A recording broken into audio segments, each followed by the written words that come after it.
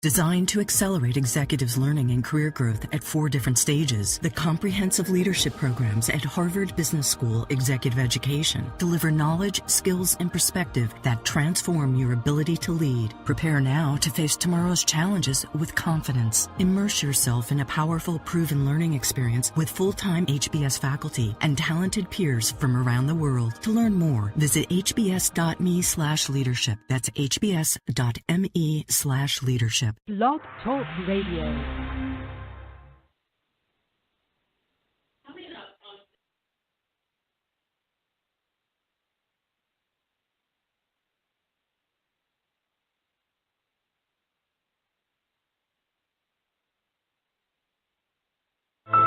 You are listening to the best, the only place to be on Tuesday night. That's right, you're listening to The Right Stuff, and you're at the right place at the right time. From England to Canada, from Detroit to the Poconos, we are showcasing Christian authors worldwide, giving you tips, tools, techniques, and resources for you, the writer, to hone and perfect your craft. Tune in every Tuesday at 7 o'clock p.m. Eastern Time right here on WPJC 104.5. And your host, Parker J. Cole.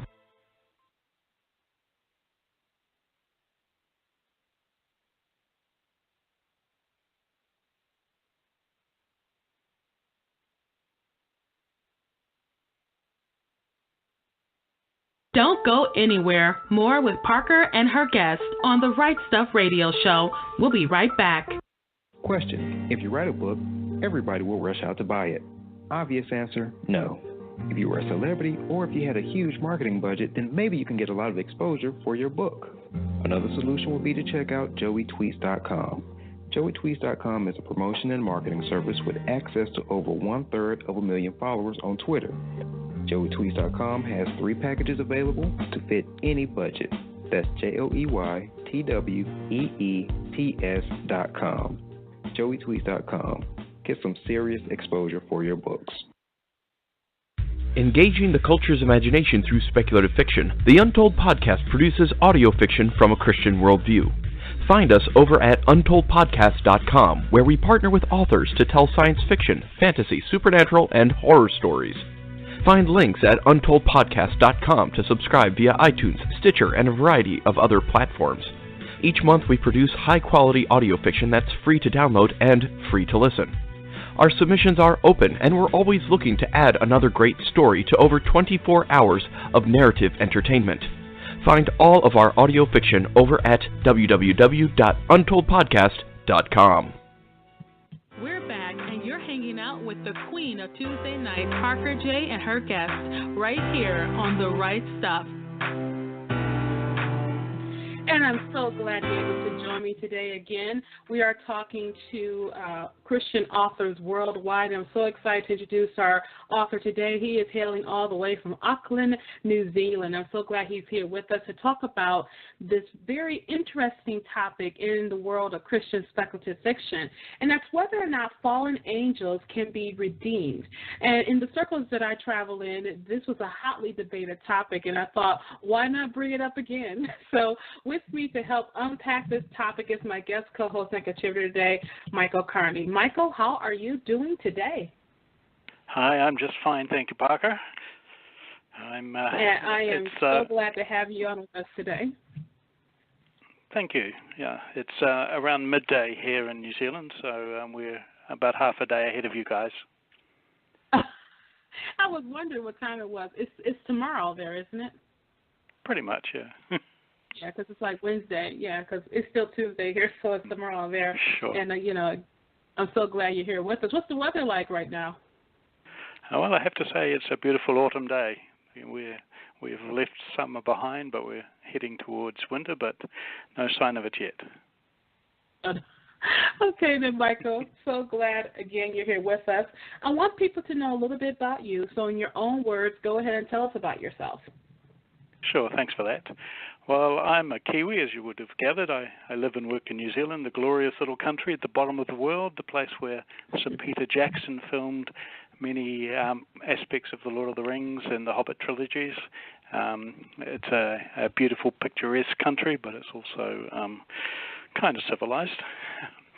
I've been married for 28 years. I have 2 wonderful sons, now in their 20s, and we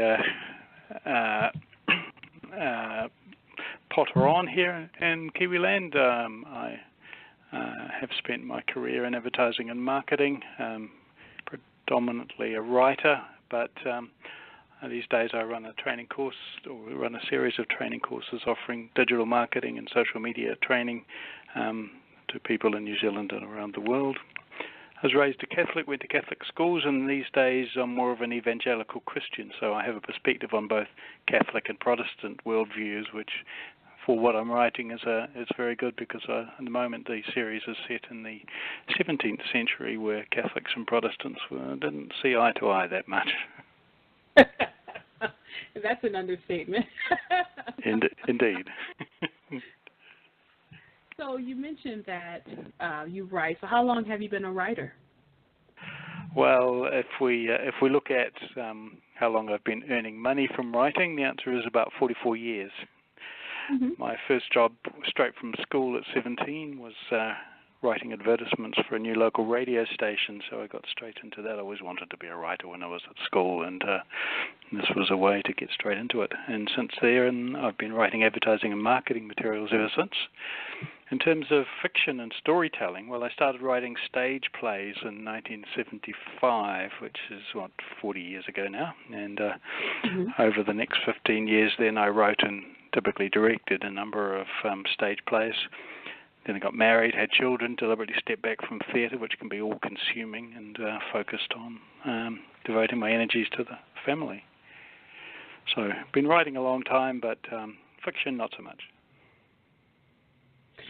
And just for those of you who are listening in, you know about the Realms of Our Own distributed anthology that several of us authors, including myself and Michael, participated in. And I got to tell you, if you go to Michael's website right now, you sign up for his newsletter, you can get a free copy of his contribution to the Realms of Our Own anthology. I think you would definitely enjoy it. I told Michael before the show, I said his story was the absolute best out of the whole bunch, and I was just so glad to read his story. It was great, had a wonderful twist at the end. It was lovely. So if you go to his website, Outcast Angels, and you sign up for his newsletter, you can get a free copy of that book, and you won't be disappointed. I just had to let them know about that, Michael, as you were talking about writing and stuff like that, because now we're going to get into the nuts and bolts of our conversation. And so let's kind of just do something right offhand, because we know as writers, as speculative fiction writers, especially in the Christian genre, that the fate of fallen angels, or demons as they're commonly known, is that they're not redeemed. They're not able to be redeemed. And so let's just clarify a couple of things right now. Are we saying that demons are just being misunderstood beings, or are we addressing the reality of evil when we talk about this topic? Okay, well, I should first just separate in your mind and your listeners' minds that I don't say that all fallen angels are demons, right? That and I'll explain why shortly. But from my perspective and in my mind, there's no doubt in my mind that demons are, by definition, totally and utterly evil and beyond redemption. So that's about demons, but fallen angels, actually the term doesn't appear in the Bible, and according to online sources like Wikipedia, it says that fallen angels is used to describe angels who sinned, angels who were cast down to the earth in the war in heaven, fallen angels who have gone to Satan, and demons and certain watchers. Now, that's hardly biblical, of course. Wikipedia is all many things, but certainly not biblical.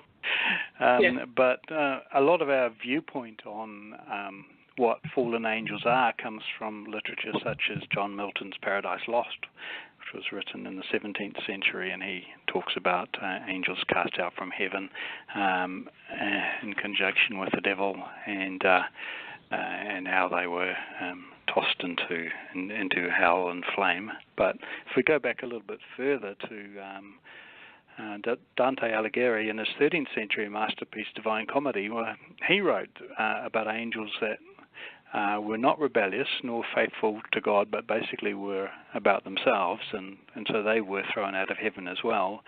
But they weren't sent to hell. And according to Dante, some of those fallen angels didn't end up with Lucifer. They didn't become demons, and that's the perspective that I've adopted, for better or for worse, in terms of the series of stories about outcast angels.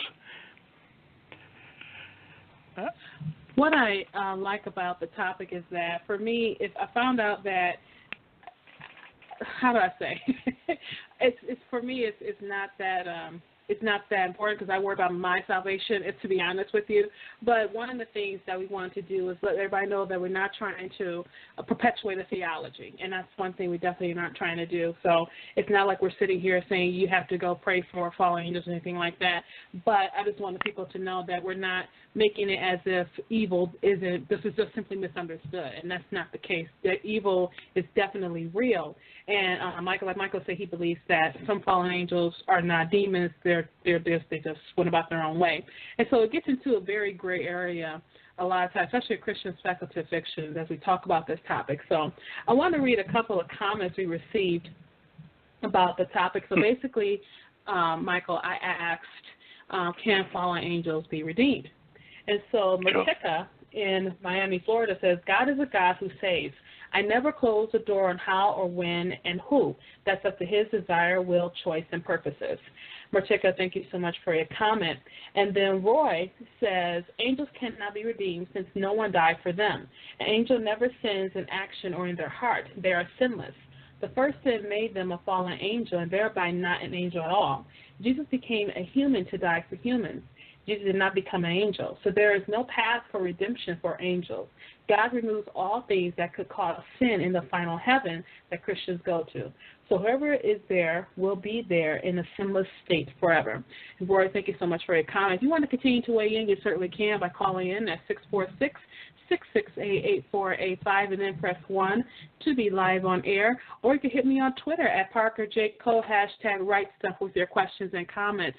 We're just getting started on our topic, so stay tuned, and we'll be right back in just a few moments. Don't go anywhere. More with Parker and her guest on the Right Stuff Radio Show. We'll be right back.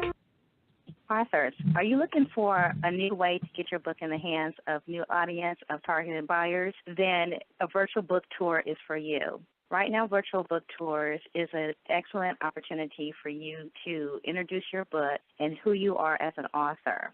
Launching your book is very important. A virtual book tour will connect you with readers. We at WNL, we specialize in book tours, book blasts, radio tours, cover reveals, and Facebook chat. Promoting and marketing your book is what we do. Online publicity, the exposure and the publicity is what you need. Let us help you reach new readers and a new audience. We take care of everything so you don't have to. We set up the tour for you. We connect you with bloggers to advertise your book by way of interviews, guest posts, and reviews. If you are an author of a newly published book, have an upcoming release, or just want to give a previously published book new life, a virtual book tour is your answer. Check our tours out at www.wnlbooktours.com. Visit me on Facebook. I am the owner, Paulette Harper. God gives humans the gift of making amazing stories to glorify Him. At speculativefaith.com, our ministry is to help fans explore fantasy, science fiction, supernatural stories, and beyond from an intentional and biblical Christian perspective. We share daily articles and have extensive archives tackling hot topics like end times beliefs, the art of writing, creative excellence in the Christian subcultures, discernment, sex, magic, Harry Potter, and space aliens and the Bible. If you are a parent or anyone else with a discriminating palate, our reviewers explore fantastical novels, movies, television, and games in light of God's beauty, goodness, and truth. Want to find Christian stories? The Spec Faith Library lists every fantastical novel we can find from a Christian author. It's all part of our mission to discern, engage, and enjoy fantastical human creativity in honor of our Creator, Jesus Christ. SpeculativeFaith.com, exploring fantastical stories for God's glory. We're back, and you're hanging out with the queen of Tuesday night, Parker J. and her guests, right here on The Right Stuff. Hi, and welcome back, and we're just getting started with our show about Outcast Angels. We've been talking to author Michael Carney. He is the author of the new book, Outcast Angels series, and the book title is called Academy of Secrets. And Michael, again, thank you so much for joining us on the show to help us really talk about this topic. First, your book about Outcast Angels and talking about angels in general. I think sometimes, Michael, because of, like you said, a lot of our literature, a lot of our beliefs, possibly don't come from the Bible itself. It comes from different literature by people who've written about these things. And so do you think in this whole topic of whether or not fallen angels can be redeemed or not, is it a matter of free will that brings you to the hypothesis that, yes, some fallen angels can be redeemed? Well, I think it's a bit more than that, actually, Parker. I mean, to paraphrase John Newton's Amazing Grace, if God can save a wretch like me, he can certainly choose to save angels. If I look at the Bible and actually look at a verse in 2 Peter chapter 2, verse 4, he says there, "For if God did not spare angels when they sinned, but cast them into hell and committed them to chains of gloomy darkness to be kept until the judgment." And I think the key word in that verse is judgment. And the fact that God's judgment hasn't happened yet, at least that's how I read the book, and therefore if God chooses to make a judgment to save or not to save the angels or that and redeem them, then that's of course, well, definitely his scope and his prerogative, and it's not for us to prejudge that. And I think some of the people who were kind of wishy-washy or didn't really have a answer to that kind of have the same thing, like I'm not going to tell anyone what God can and can't do. And so Robert Mullen, who is the author of Did the God Arise in Manhattan, Kansas, said, "Bold stuff. I know that a few have taken issue with my own novel for a veiled implication that fallen spiritual beings might be redeemable. But I have the luxury of working in a mythic fictional framework and not the real world of mainstream theology. I like to think that God gives all a chance to repent, but since the Bible is primarily concerned with his interaction with us, humankind, I leave it to him to decide what to do with the spiritual beings." Robert, thank you so much for your comment. And remember, if you want to weigh in, you certainly can by calling in at 646-668-8485 and then press 1 to be live on air. You can hit me on Twitter at ParkerJCo, #RightStuff with your questions and comments. So let's go ahead and start talking a little bit about your book, Outcast Angels. Go ahead, tell us what made you start writing this series, or when did you want to write this series? Okay, well, I have to go back about 25 years, actually, Parker, when I was writing a couple of, I was writing the script for a couple of musicals for a church here in Auckland, and that was based around the notion of a group of bumbling angels that were attempting to set up the birth of Jesus, and so the theory of that particular play was that because they were bumbling angels, that's why he ended up in a stable rather than in Bethlehem Hilton or something more illustrious.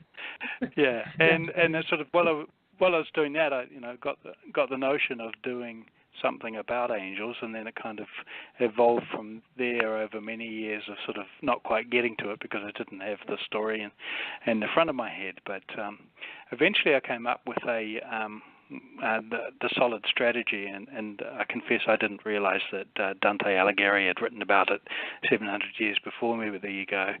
And so my Outcast Angels are based on a couple of what-if scenarios, and the scenario which I've really hinted at is, what if some of the angels who rebelled against God and were cast out for that rebellion just chose not to join Lucifer and his dark warriors and continue an ongoing war against heaven, but rather that they decided to engage in guerrilla warfare against Lucifer and the Dark Warriors. I mean, they still believed in what God and his kingdom angels were doing. They just needed to do it outside heaven because they've been exiled. And so it's a seemingly never-ending struggle against a backdrop of actual historical events over thousands of years, which gives me lots of opportunities to tell a whole lot of stories.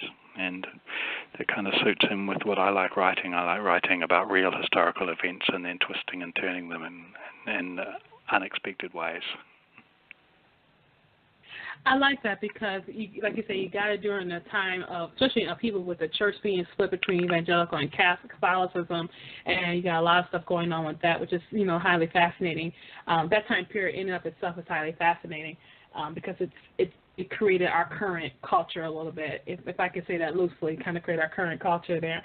And so you have this story. It's in your brain for a long time now. In this particular story, the Academy of Secrets, go ahead and tell us a little bit about it. Okay. Well, it's the story of a young woman, and her name is Krymos. It's an odd spelling of name, but it's one of the ones I came across, which has sort of got angelic roots to it. And Krymos has a burning ambition to make a difference in her world, and that's something that many people today would like to do the same. They'd really like to make a difference. It's not about wealth or power, just about making a difference in people's lives. And Krymos was the same, but it wasn't easy for her because Krymos lives in Renaissance Italy in the year 1610, which is a time where opportunities were few and far between, especially for young women with no money, no rich and powerful family connections, and that sums up her. And so that's who she is, and she's severely tempted when she's offered the chance to gain supernatural powers so that she can make a difference in the world. That offer comes from the Academy of Secrets, which is a group whose members have gained unnatural powers through alchemy. So that's what she has to consider, but can she leave behind all the people that she cares about? Because that's the trade-off. She has to go and study under the Academy of Secrets. And all this happens against the backdrop of an ongoing battle between demons and the Outcast Angels, those who've been exiled from heaven at the time of the Great Rebellion. And to make matters worse, Krymos gets caught up in a search for a missing artifact that, if it's found, could trigger a catastrophic war. So the question is, what happens next? And that's what the story is all about. And just so you know, there really was an Academy of Secrets in the late 1500s in Italy around that time. And many of the characters in my story do actually and really did exist. I just might have libeled them a bit in terms of what they get up to. Yeah. But hopefully the statute of limitations has passed. I think it has, Michael. I think it does. Oh, phew. We're talking to Michael Carney. He is the author of the new book, Academy of Secrets, which is part of the Outcast Angels series. He's calling all the way from Auckland, New Zealand, and we're so glad to have him here to talk about this topic. You want to weigh in on our topic, you certainly can by calling in at 646-668-8485 and then press 1 to be live on air. Or you can hit me on Twitter at ParkerJCole, #WriteStuff with your questions and comments. So I'm going to read another comment we got, Michael. We got a comment from Cassie in Mesa, Arizona. She says, ever since running across that mic drop verse in Ephesians about how we are basically an object lesson to the angels about God's grace, I've been ambivalent about this topic. There's stuff going on in the politics of heaven that we just can't know until we get there. Cassie, thank you so much for your comment. When you hear a comment like that, Michael, what do you think? I think that she's totally right. That we do have a manual in terms of the Bible, but it like many manuals, it only focuses on the stuff we need to know about now. And I suspect when we get to heaven, we'll have a rather larger manual which will tell us the rest of the story. Yes, exactly. We'll probably be surprised at what we didn't know. Exactly. I think we'll be surprised at what we didn't know. And I wanted to kind of go into your historical backdrop for Outcast Angels, because you mentioned how the Academy of Secrets was really there. So could you tell us how let me back up. If it's important to the plot of the story. Don't tell us that much. But how does the Academy of Secrets differ from the real Academy of Secrets that existed? Well, the main difference is that in the real world, and I do refer to this in the book, so I'm not giving away any particularly deep, dark secrets. There really was an Academy of Secrets. It was based in Naples, in Italy, in the late 1500s, and it was headed by a fellow called Giambattista della Porta, or John the Baptist della Porta, we would translate it as, I guess. And it taught things like natural science, anatomy, and so forth. And there may just have been a hint of alchemy in there, or certainly some things that didn't fit with the Vatican's view on life. So the Pope of the time actually instructed Della Porta to disband the Academy. And in the real world, that's supposedly what happened. In my world, it simply went underground. Which is the best place to be. Yeah, exactly. And so they ended up getting into a lot more alchemy and other sinister stuff, espionage and spycraft and fighting and so on. Now, Michael, and I've heard this word. I've used it a lot of times. So people, when they say alchemy, what are they referring to? Because I've seen that word so often, especially when you talk about times around the Renaissance and the Middle Age, stuff like that. You hear alchemy. What is that about? Okay, well, it's essentially a whole range of disciplines in terms of what we might call chemistry, but chemistry where the outcomes are not necessarily known, or where the outcomes are mystical, mysterious. In terms of the story, the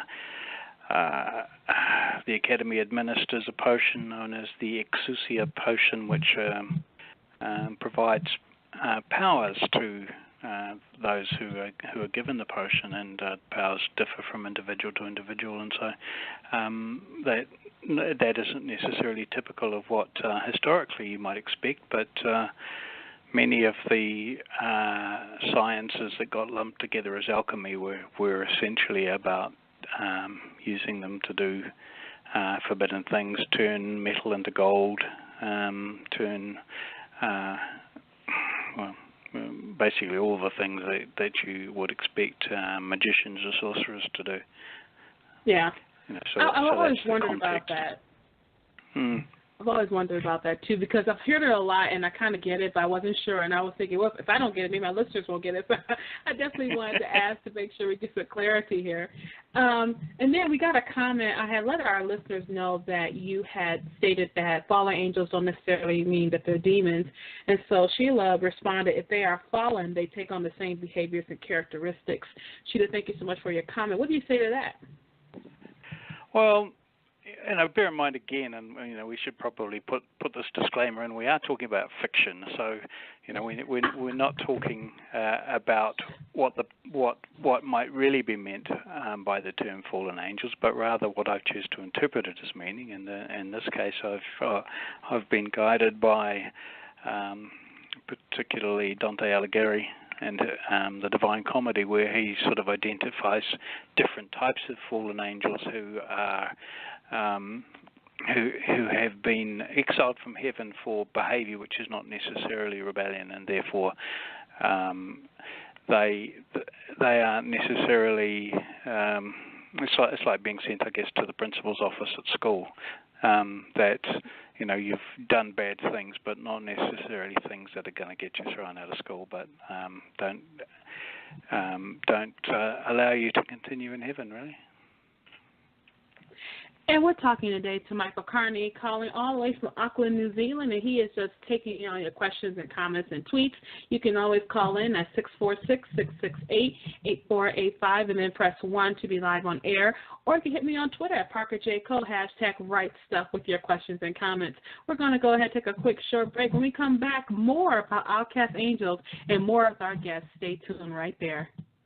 Don't go anywhere. More with Parker and her guests on the Right Stuff Radio Show. We'll be right back. Hi, Is your book club in need of some fresh and exciting questions to ask club members and authors at your next book club meeting? Literations, the book conversation game, is 70 thought-provoking questions to really get into an in-depth discussion about the books you and your club members are reading. These questions really get into the characters, the storyline, and into the author's head. These questions may just give you and your book club members a whole new way to get into a new conversation, a literation. Literations is also a great set of tools for bloggers, interviewers, and authors to use as discussion questions. Are you ready to get lit? Please visit our website at litversations.com, LITVERSATION.com. And please like our Facebook page at Simply Said Reading Accessories. Thank you. Has God called you to be a pastor or leader, but the men and women in your church won't let you speak because you're a female? Is the call to minister strong on your life, but you hesitate because you think the Bible tells women to be silent in the church? I'm Jory Micah, and I am here to tell you, sister, that together we can break the glass steeple. I fight and advocate for gender equality in the church, and there are others with me who are holding up the banner. Subscribe to my blog at JoryMicah.com for interviews, commentary, and uplifting words to give you the motivation to answer the call to ministry. Together, we can break the glass steeple and inspire all of God's children, men and women alike, to answer the call to ministry. This broadcast of the PJC Media Network seeks to present wholesome, thought-provoking, and entertaining content.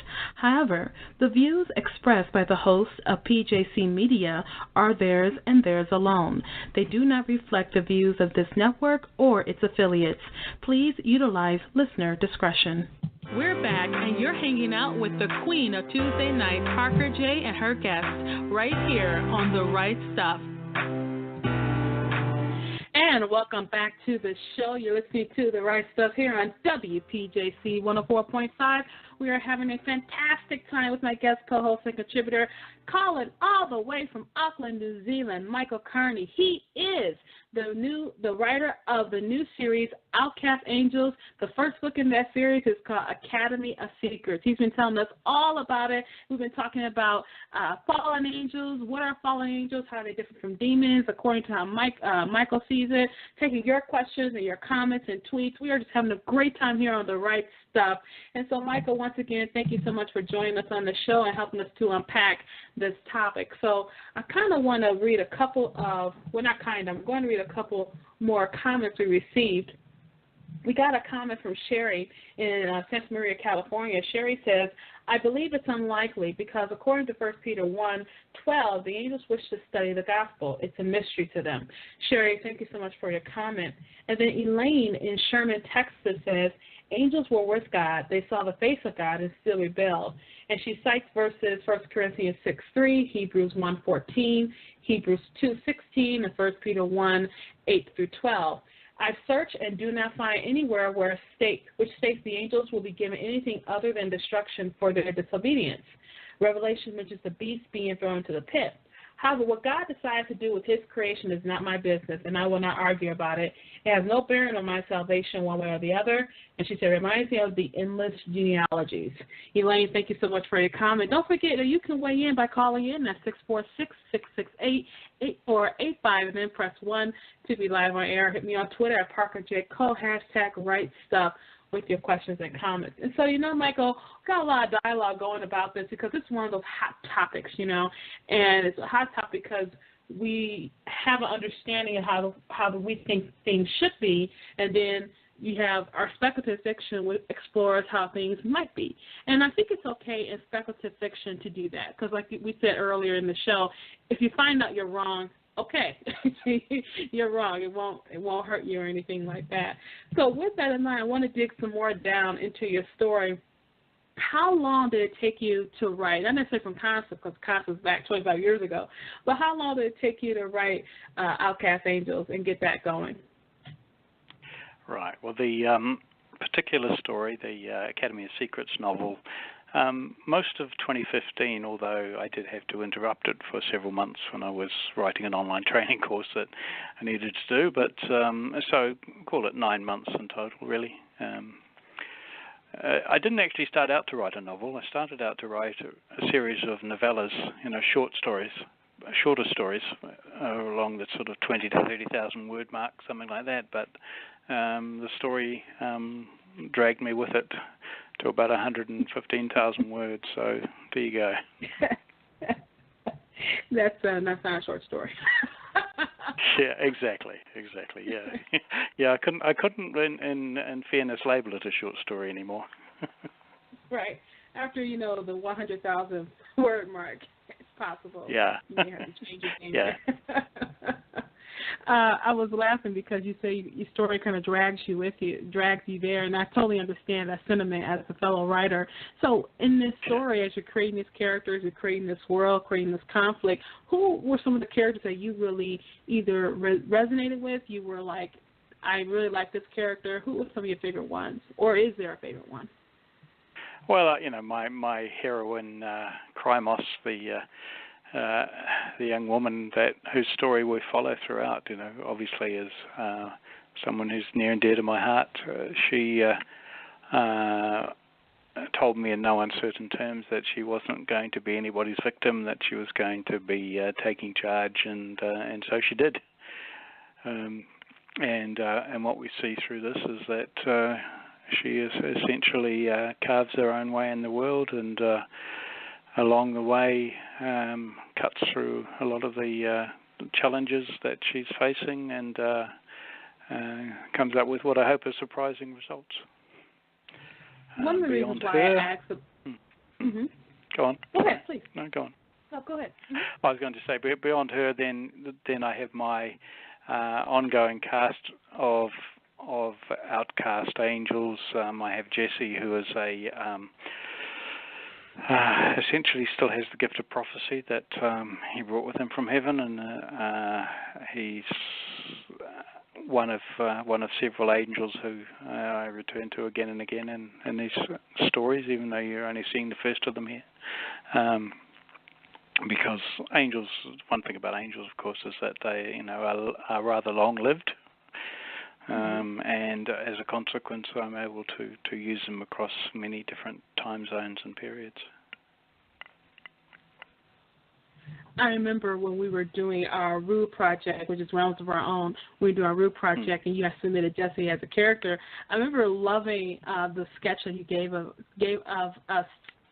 him to us, because it just really opened my mind to how I wanted to visualize this outcast angel, And I remember in my particular story, I had him captive by a human, and how at one point he kind of goes, God really knew what he was talking about when he dealt with human beings and how treacherous they are.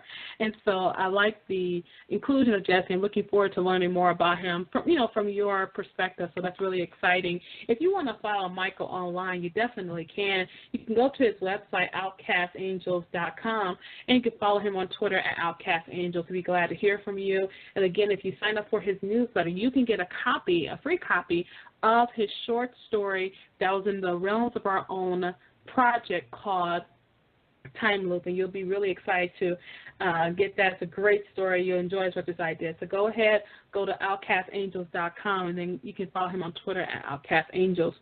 We got a comment from Sheila. Sheila says, Sheila from Detroit says, redemption was and has always and always will be God's plan for man. No other person or angelic beings has the plan. I know movies like Michael played a fallen angel and he must do good works to get back to heaven. It was entertaining but so untrue. So it is fiction. It is for amusement and to make audiences laugh. But as Bible believers, it will not happen. Sheila, thank you so much for your comment. And then Jeremy in Dothan, Alabama says, we have to remember that we're seeing salvation from a very narrow perspective, and God could care less about formula. Remember, this is the same God who told Moses to strike a rock to make water flow from it one time, which Moses obeyed to his credit, and then changed the formula the next time, telling him to now speak to the rock, which Moses disobeyed to his shame. Whatever makes up redemption for us, and for whatever reason God chooses this path for us, to say definitively that there is no redemption for angels is to assume God's role and usurp his authority, to include his authority to use a different formula for a different set of created beings. He is the infinite one. We are the creations, limited in every way imaginable. While I may agree that fallen angels most likely will not be redeemed, I think it's presumptuous in the extreme to say it will not happen. Again, Jeremy, thank you so much for your comment. So going back into your story, what I like to do with our authors is just kind of get the mechanics of it. So what kind of resources did you use to create your story? Was there online resources? What kind of research did you have to do? Go ahead and tell us about that aspect of your book. Sure. Well, basically, I turned myself from somebody who wasn't sort of terribly interested in historical events to someone who was obsessively gathering historical resources to understand about what Italy was like in the Renaissance years, and indeed what other countries were, because 1610 in particular is a fascinating year. It's a year in which there was only one English colony in the Americas, and that was Jamestown, Virginia, and it was in severe danger of falling apart. In 1610 also we had, as we hinted at before, ongoing battles between the Protestants and the Catholics, particularly through their countries like England, Spain, and France. William Shakespeare was still alive in 1610, so was Galileo. There are lots of fascinating people there. De Richelieu, who was subsequently featured as a character in the Three Musketeers. The real, in 1610 he was only 24 and was a bishop rather than a cardinal, but he's there, and I managed to squeeze him into my book. Again, with perhaps pardonable problems, but there you go. I think he runs into more trouble in the Three Musketeers than he does in my stories, but there you go. So a really fascinating time, a really pivotal time. I like that. So I guess that's the main thing, is finding out exactly what happened. I found myself poring over maps from the mid-1600s of the city of Naples, which was a port city, and so I was able to actually plot out certain parts of the storyline based on the way that Naples was laid out in those days, and worked my way through what has become Italian, but was more kind of Florentine in those days, and just really come to grips with lots of the historical machinations of the time. How have readers responded to Outcast Angels? I know you just released it very recently, but how have readers responded so far? Well, as you know, getting reviews is a slow process, and a lot of people may read and enjoy the book but not leave a review, but I have managed to acquire a few good reviews so far. Some fellow named Kerr, I don't know anything much about him beyond that, reckons that the world building is outstanding. You'll pardon me if I blush while I read this. Blush away. Especially the Dark Warriors realm as it bleeds into the 17th century. And then Kim wrote on Goodreads, Krymos, my heroine, is an extremely relatable character. She cares deeply for those under her protection, especially the children that she takes care of. She has very valid reasons for her actions and thoughts, and even though the book takes place in the 1600s, it does not take the path of minimizing women or having illogical reasons for women to think and act a certain way. And for me, that's a great validation of what I set out to achieve. I wanted to have a character who knew her own mind and, would not need to be rescued in the finest tradition of Lois Lane and Superman or anything of the sort. And So I was very pleased to see that at least that I hadn't failed in any obvious way. I love it. I like that. Those just a couple of samples there. But, I like that, and I hope you get pretty more. Thank you. Do. And we're on a quick short break. When we come back, it'll be the final segment of our show with Michael Carney, calling all the way from Auckland, New Zealand. You can still have a chance to weigh in on our topic by calling in at 646-668-8485 and then press 1 to be live on air, or hit me on Twitter at ParkerJCole, #RightStuff with your questions and comments. We're going to go ahead and take a quick short break. When we come back, our final thoughts with Michael Carney. Don't go anywhere. More with Parker and her guests on the Right Stuff Radio Show. We'll be right back. Have you read the latest issue of Sormag Digital, the award-winning literary magazine for multicultural readers and writers? Sormag Digital is available quarterly and showcases interviews with the best authors in multicultural literature. Sormag Digital features craft and business articles for those interested in writing. If you're looking for a good book, check out our book reviews on what's hot in multicultural literature. For writers looking for new readers to get in front of, Sormag Digital is the perfect place to introduce your book. We offer advertising spaces that fit your promotional budget. Get your free subscription on sormag.com or order a print issue on magcloud.com. If you would like more information about Sormag Digital, check us out on sormag.com or contact us at sormag@yahoo.com. Sormag Digital is the magazine for multicultural readers and writers. Hi friends, I'm Dr. Mike Spaulding, inviting you to listen to great Bible teaching on the Transforming Word radio show and podcast. All shows are available on iTunes and Stitcher. Search for the Transforming Word and subscribe for notification of new shows. You may also listen to every episode from my website, www.thetransformingword.com. In addition to The Transforming Word, I want to make you aware of my interview, news, and opinion show, Soaring Eagle Radio. If you're interested in engaging conversations related to a variety of topics not covered by typical news media, then check out Soaring Eagle Radio.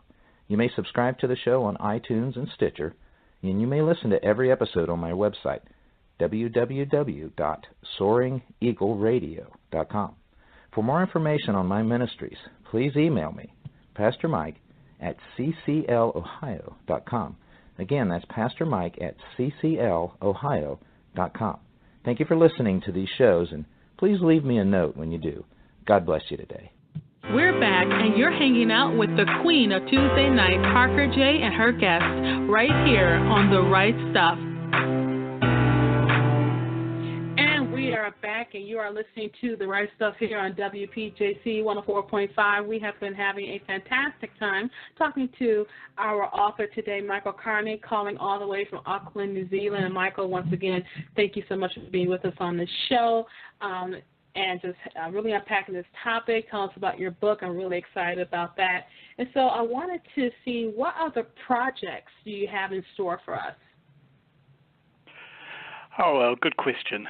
The next project that I'm currently working on is called The Lost War, and it's the next book in the series. And those who read the Academy of Secrets will see where that story is going.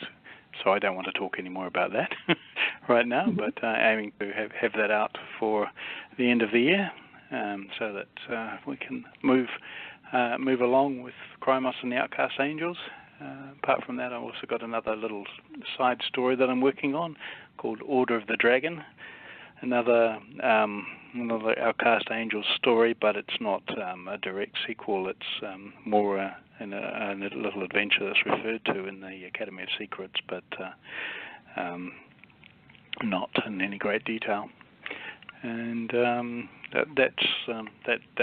are the primary fiction topics that I'm working on. I'm working on a few online training courses in my real job, but the main thrust of the fiction writing is the Outcast Angels series. What I really like about the fact of Outcast Angels is that you've given yourself such a nice world-building vehicle that you can just keep the stories going, and because I can see just different things happening with it. So I congratulate you on that because you can immerse the readers in your world, and I hope, soon you have a huge fandom and people would want to know more about Outcast Angels. So I'm looking forward to you for that. Go ahead and reiterate your online hookup so our listeners can know. Sure. Well, you can find more about the whole Outcast Angels series at my website, outcastangels.com. If you want to follow me on Twitter, it's at Outcast Angels.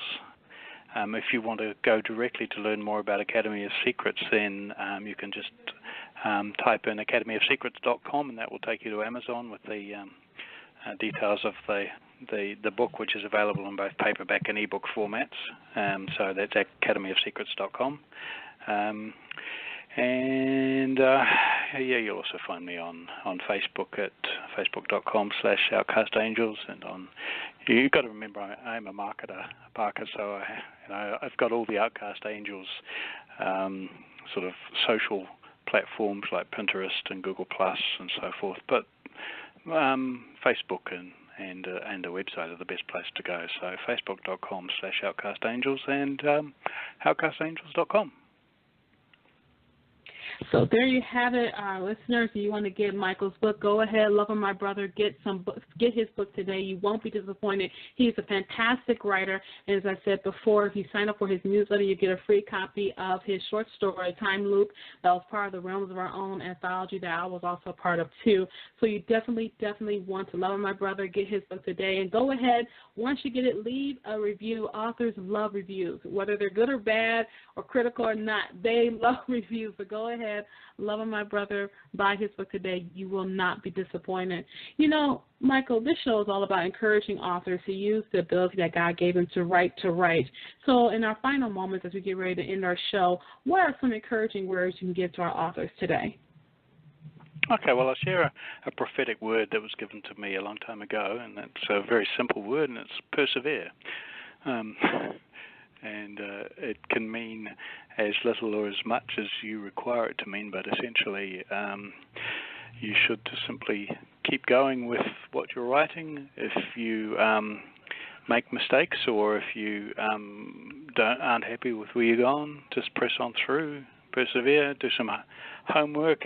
When I started writing my novel, even though I had 40 years experience at writing, and a lot of experience with writing plays, I didn't have much experience with character descriptions and settings, for example, because I would discuss that with my costume designer or set designer if I was doing that. So I had to work through how do you best describe those things. So if there's any things that you don't feel you're very good at, then there are lots of books covering particular skills and techniques, and you can find them in the library or on Amazon or even just read blogs with those details. So, but above all, persevere.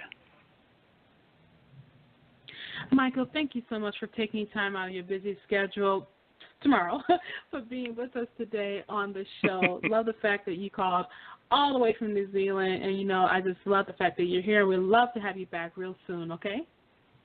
Thank you very much.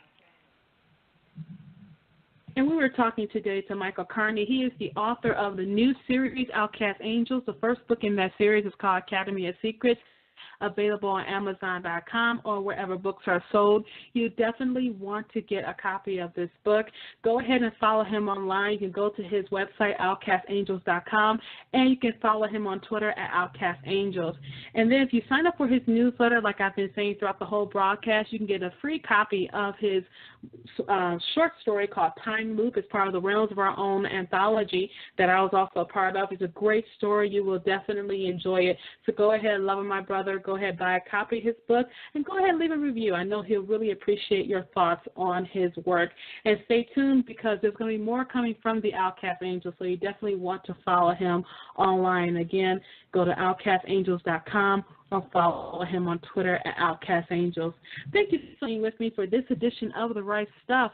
Don't forget to join me on some of my new hosts Deborah Lassiter for Dovetails coming up on WPJC 104.5 on Sunday at 2:30 p.m. Eastern Time. You do not want to miss this new show. It's going to bless you. You definitely want to be a part of it.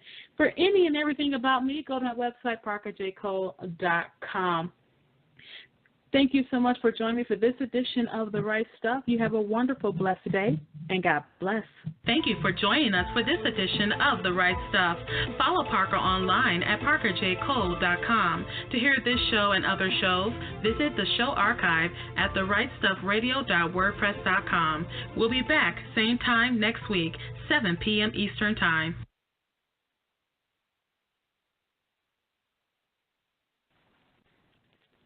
Tim's 2 for $4 breakfast sandwich deal is back, only at Tim Hortons. That means you can wake up to a great breakfast at a great price. Get 2 breakfast sandwiches on a freshly baked bagel, homestyle biscuit, or English muffin with either sausage or bacon for just $4. It's a deal so good, I'm on my way to Tim Hortons right now. Literally. At participating U.S. restaurants, offer available on standard breakfast sandwiches for a limited time plus applicable taxes. Single sandwiches at regular price. Tim's 2 for $4 breakfast sandwich deal is back, only at Tim Hortons. That means you can wake up to a great breakfast at a great price. Get 2 breakfast sandwiches on a freshly baked bagel, homestyle biscuit, or English muffin with either sausage or bacon for just $4. It's a deal so good, I'm on my way to Tim Hortons right now. Literally. At participating U.S. restaurants, offer available on standard breakfast sandwiches for a limited time plus applicable taxes. Single sandwiches at regular price.